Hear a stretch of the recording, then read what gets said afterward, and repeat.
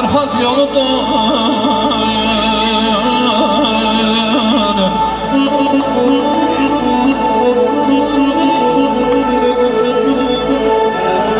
Sevgi Mecnun yolu, Kerem yoludur. Sevgi Dilgam yolu, Ferhat yoludur. Bu yol hamı keçen alem yoludur. Bu gençler xoşbəxt eyler.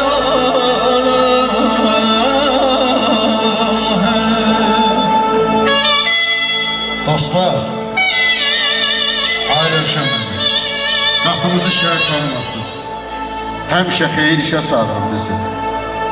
Gözünüz görməsin kədər yaşını, belə gülüşə çağırın bizi. Çox da qanadsızıq, uçub gələrik. Sevinci, şadlığı, qucub gələrik. Vallahi icazəmiz olmasa da qaçıb gələrik. Həmişə xeyir işə çağırın bizi. Sizin qanınız var bu qaynar qanda.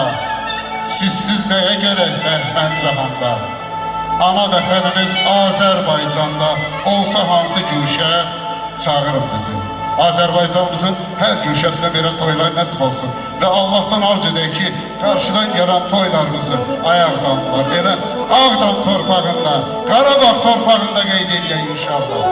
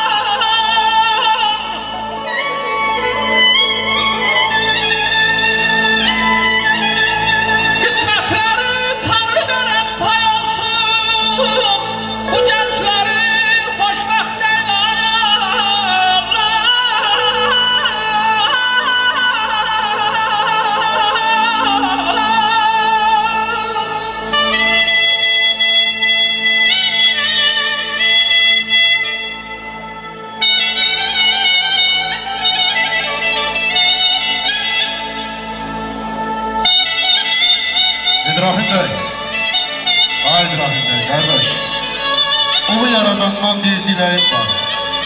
Bəxtin ola, ağrın acın olmuyor.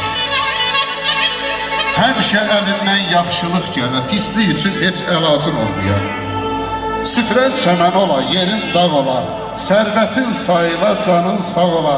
İbrahim kardeş, qocalasan, saç saqqalın ağ ola, amma nə həkimə, nə loğmana ehtiyacın olmuyor. Ehtiyacım olmuyor. Ay həmişə şadlıq olsun, toy olsun, iki körüş bir-birinə toy olsun.